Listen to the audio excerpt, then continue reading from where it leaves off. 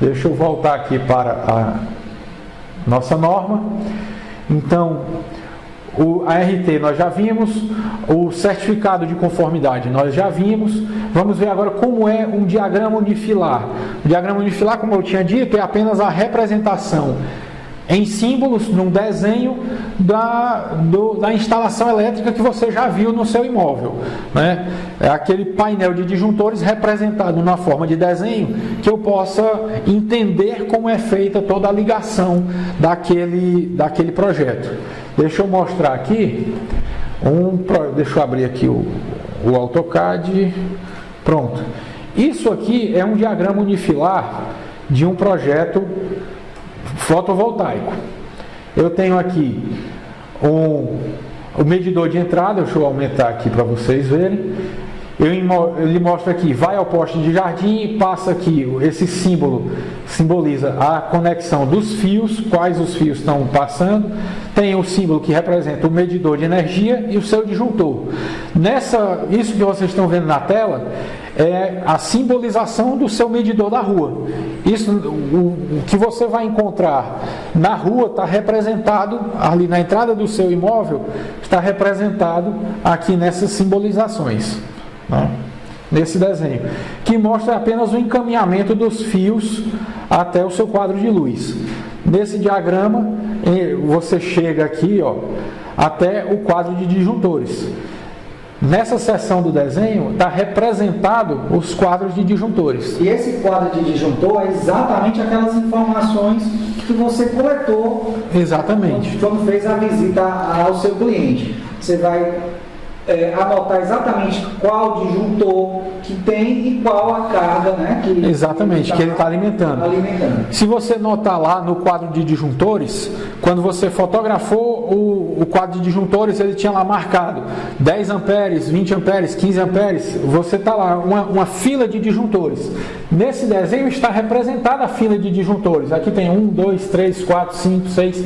Tem uma fila de uns 10 disjuntores aqui, todos eles indicando a sua capacidade de proteção, né? E indica o que eles ligam: iluminação, tomadas, máquina de lavar louça, máquina de lavar roupa.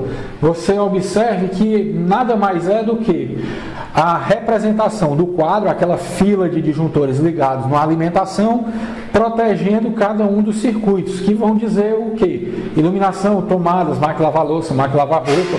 Isso é apenas um levantamento do que existe. E é exatamente por isso que o projetista precisa que você faça essas anotações do Você quadro. faz essa anotação do quadro que existe lá e o projetista põe isso num papel, porque a Coelce, que é o nosso caso, a Coelce vai examinar esse quadro e dizer: realmente você pode, está tudo ok, está instalado de acordo com as normas, você pode fazer sua conexão solar. Mas até agora nós passamos aqui pelo diagrama unifilar e não vi instalação solar nenhuma nesse diagrama. Veio do poste de jardim, passou pelo medidor, passou pelo seu disjuntor de proteção, chegamos ao quadro de distribuição da casa, aquele monte de disjuntores. Eu ainda não vi onde é que está simbolizada a placa. Se você notar, nesse diagrama unifilar, eu tenho o condutor passando por ele no barramento e seguindo até um segundo quadro, que está representado aqui, a conexão do quadro de disjuntores da casa ao quadro de proteções junto ao medidor.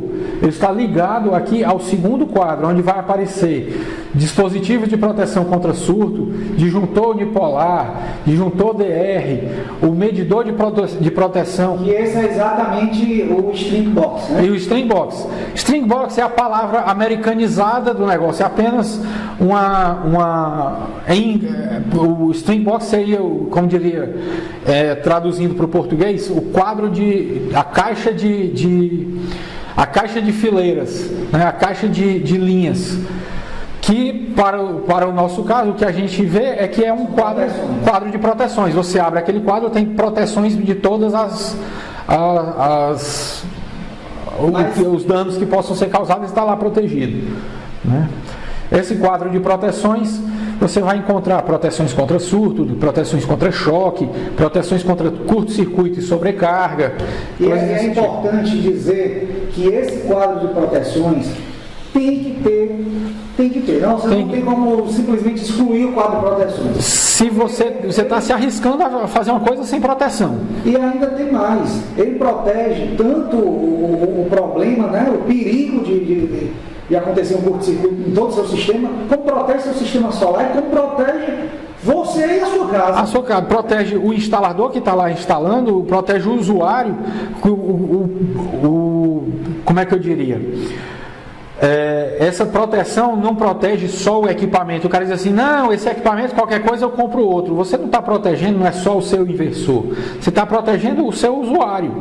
Você não quer que o seu usuário descubra que o filho dele está andando pela casa com uma instalação de 10 kW no telhado dele sem proteção. Isso é um perigo. Você pode, por falta de uma proteção de um disjuntor DR, se alguém tomar um choque, pode matar uma pessoa por falta de um protetor que custa em torno de R$200. Não é por falta de uma proteção de R$200 numa instalação de 40 mil que você vai deixar de ter essa proteção e arriscar a vida de alguém. E outra coisa, a logística de ter essa proteção é zero, porque ele já consta no kit solar. Todo montado. Já vem montado, você só tem que ligar os fios.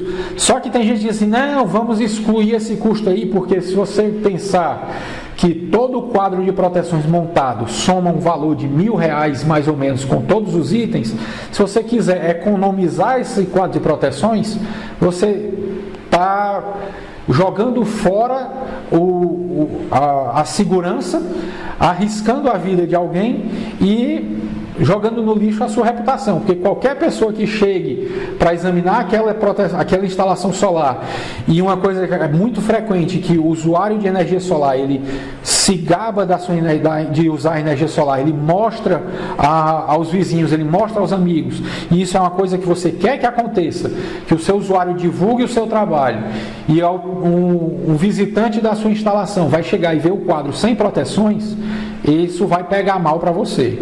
Então, não é um custo expressivo no final de toda a instalação. Você tem uma instalação de 20, de 30, de 40 mil reais num quadro de proteções que custa 1.000, você mantém essas proteções, garante que todo mundo está protegido. Você salva a vida de alguém, porque se uma proteção dessa atuar num choque elétrico, você efetivamente salvou a vida de alguém, e você tem a segurança, você pode dormir tranquilo de que toda a sua instalação está de acordo com as normas técnicas de segurança. Bom, nessa representação aqui eu tenho um medidor de produção, porque nem tudo o que passa pelo medidor da Coelce é o que eu produzi. Normalmente o que eu passo pelo medidor lá do poste de jardim é só o excedente que a casa não usou. Se ao meio-dia eu estou com um forno elétrico ligado e 2 aparelhos de ar-condicionado ligados e gerando minha energia, essa produção de energia está indo direto para o meu ar-condicionado, está indo direto para o meu forno elétrico ligado, não está passando pelo crédito de energia, eu já estou usando direto. O que o pessoal pode pensar é que no final do mês eu passei um mês inteiro usando energia e só gerei 50 kW de crédito. Só que esse crédito não é o que você produziu ao longo do seu mês. A produção, o que o seu painel produz, você já gasta imediatamente dentro do seu imóvel, e o que sobrar é que você injeta na Coelce. Então, o usuário, você precisa explicar isso ao seu usuário, que o excedente da sua produção é que vai para a Coelce. O que você produz preferencialmente sempre usado primeiro no seu imóvel. Só se sobrar alguma coisa naquele momento que ele injeta na Coelce e cria os créditos que você pode compensar. Por exemplo, se durante o dia eu saí para trabalhar, minha casa ficou gerando energia, meu imóvel está todo desligado, meu ar-condicionado está desligado, não tem ninguém passando roupa, o chuveiro elétrico está desligado, toda a minha casa está economizando energia. Então eu produzo energia e jogo na Coelce. Durante a noite a minha produção é zero e eu então vou usar os créditos que eu gerei durante o dia. Mas e se eu moro numa residência que tem muita gente durante o dia, alguém está lavando louça com uma máquina de lavar louça, se tem alguém passando roupa, se tem alguém usando um ar-condicionado, se eu deixei meu filho estudando no ar-condicionado dentro de casa, a energia gerada pelo gerador fotovoltaico vai direto para o aparelho de ar-condicionado, sem passar pelo medidor da Coelce. Eu nem vejo a leitura disso na Coelce. Então eu preciso colocar aqui dentro do string box um medidor de produção. Isso, dependendo do inversor que você vai usar, ele também lhe dá essa leitura. Mas é bom facilita o acompanhamento da sua produção, você ter um medidor de produção aqui no seu quadro de proteções, para controle de saber quanto você tem produzindo todo mês ao longo dos meses da sua instalação. Bom, aqui, depois que você passou pelo diagrama unifilar do quadro de proteções, ele fica nessa área, que está representado nesse desenho, nessa área aqui, você vem para o inversor. O inversor aqui é um símbolo super simples, ele é dividido, ele mostra que ele tem uma divisão de corrente contínua e corrente alternada. E aqui simboliza algumas proteções exigidas pela NBR, que é a proteção contra anti-ilhamento. Esses símbolos aqui indicam que esse inversor é preparado para se desligar automaticamente no caso de faltar energia. Ele se desliga automaticamente se a produção ficar abaixo de um nível mínimo. Ele se desliga automaticamente se houver uma sobrecarga das minhas placas, se eu, por engano, ligar mais placas do que o meu inversor tem capacidade. Ele não vai pegar fogo, ele vai se desligar automaticamente. Essas proteções estão indicadas aqui nesse desenho, dizendo que esses símbolos significam que esse inversor ele deve ter essas proteções no projeto. Logo em seguida, no diagrama unifilar, na parte de corrente contínua desse diagrama unifilar, aparece aqui um símbolo que mostra a chave de corrente contínua, nada mais é do que um disjuntor para corrente contínua. É um disjuntor da parte de geração do que vem das placas, ainda sem o tratamento do inversor, né? Junto deles vai ter o dispositivo de proteção contra surto. O que é o dispositivo de proteção contra surto? Por exemplo, se num dia de tempestade cai um raio sobre as suas placas solares, você está com a placa, um negócio metálico no alto do seu telhado, se cai um raio nessa placa, o que é que pode acontecer? Se eu não tiver esse dispositivo de proteção, essa energia do raio vai chegar até o inversor. Ou seja, isso é o aterramento.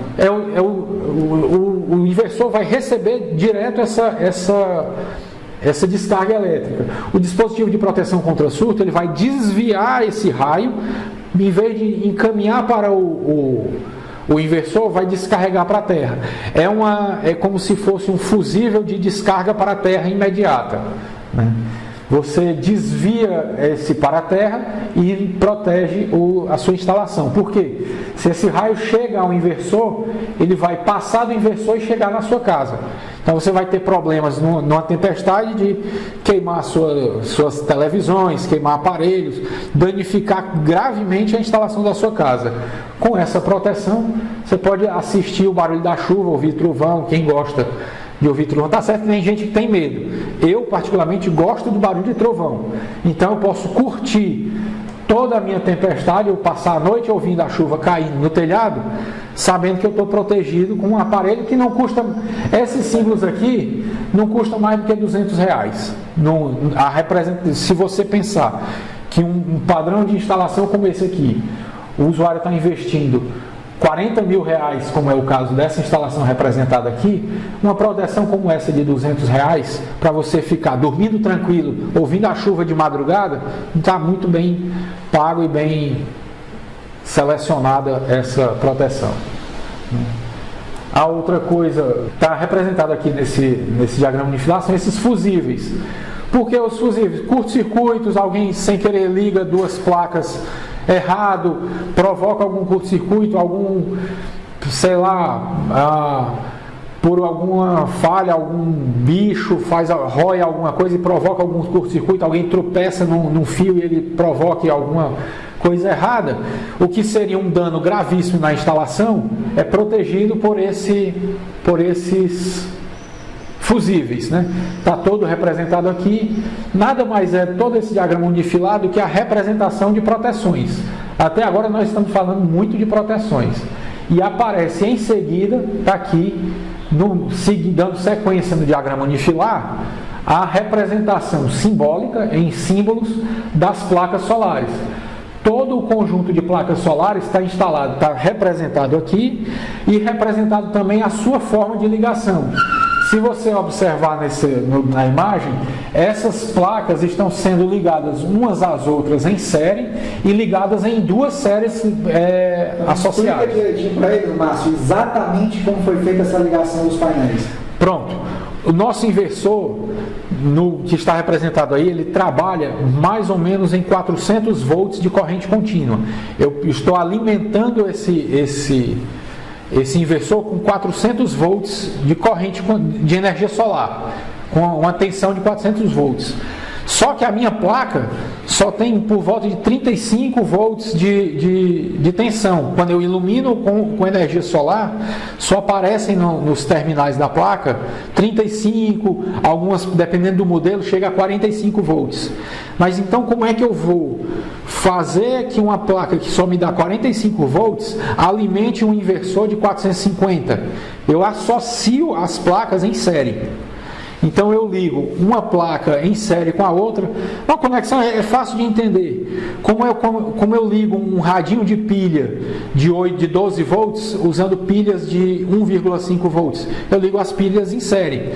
Eu boto uma pilha lá junto da outra, ligadas o conjunto de pilhas, gera o meu rádio de 12 volts que vai funcionar. Da mesma forma eu ligo placas de 35 volts em série para atingir a ligar em série, você ligar o negativo no positivo e da placa, e depois você vai ligar negativo no positivo, negativo no positivo, negativo no positivo, e assim você vai fazendo. Exatamente. Todas em série, não é isso? Exatamente. As placas, elas têm... E aqui você vai ver que esse conjunto de placas, né? Eles se ligaram aqui e aqui sobrou um fio positivo e lá um negativo. Sobrou um negativo. Então, esse aqui é um conjunto de placas. Exatamente. Exatamente, esse é um conjunto de placas, onde vai sobrar o positivo e o negativo, que você vai levar para onde isso aqui? Para o inversor. Vai levar direto. Vai chegar no string box, que a entrada do quadro de proteções vai passar por todas aquelas proteções e você vai levar até o inversor. Que esse aqui é outro conjunto. Exatamente. Essa instalação que nós estamos vendo na tela são dois conjuntos que se ligam em paralelo no inversor. Aí você vai fazer a ligação, eles aqui estão ligados também, positivo com negativo, nessa sequência. Então eu vou formar. Sai um fio também aqui indo para o inversor, do positivo, que vai ser ligado no inversor, e sai outro fio aqui, negativo, que vai ser ligado no inversor. Exatamente. O destino final é chegar no inversor, mas antes ele vai passar por aquele quadro de proteções que nós viemos mostrando. Tá aqui. Passa pelo quadro de proteções. Passa por todos os quadros, recebe todas as suas proteções, ninguém fica sem proteção. E depois vai para o inversor. Exatamente. Passando, então, essa ligação é toda aterrada, existe aqui a indicação do aterramento, essa fiação que está ligando aqui na carcaça das placas. Para eles, Márcio, por que o aterramento aí da placa? Porque se alguma energia dessas placas por algum erro, algum dano na placa, fugir do terminal e encostar na carcaça, o sistema inteiro não dá choque. Eu tenho a segurança de quando eu chegar para dar uma manutenção na instalação, todas os trilhos, as molduras das placas, elas não vão me dar choque, e a energia que vaze, digamos assim, de uma placa não vai danificar a outra, ela é desviada para a terra e nós temos um encaminhamento seguro dessa corrente que fugiu do controle. Então, além do quadro de proteções que está lá ligado com o DPS, eu tenho uma ligação de terra na carcaça das placas e nos trilhos das placas. Se por acaso um raio atingir essas placas que estão lá no telhado, expostas a intempéries, um raio cai sobre a placa, é desviado para a terra e se alguma energia sobrar e entrar na instalação, vai encontrar um DPS que vai ser encaminhado para a terra de novo. Do ponto de vista aterramento, aqui estão protegidos 2 vezes. É muito importante estar sempre bem protegido nessa instalação.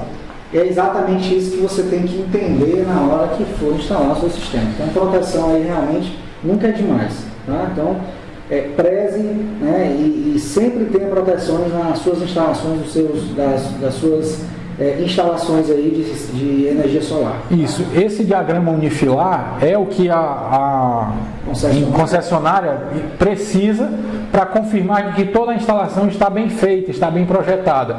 É uma forma simplificada, é um desenho que ocupa uma folha só de papel, não é nada mais do que isso, ocupa uma folha de papel no máximo A3, com toda a instalação descrita, onde estão as proteções, onde são as ligações. E é só isso que o projetista vai fazer para dar entrada no seu projeto. No seu projeto, exatamente. Veja aí, além de preencher algumas fichas, vai esse projeto aí que é o diagrama unifilar, que é o que vai compor o seu projeto. Basicamente isso. Para aprovação. Para que você possa aprovar. Exatamente. E o que você vai ter que executar na sua instalação é exatamente o que tem nesse diagrama unifilar. E esse diagrama unifilar é a representação em símbolos do que está descrito no manual de instalação.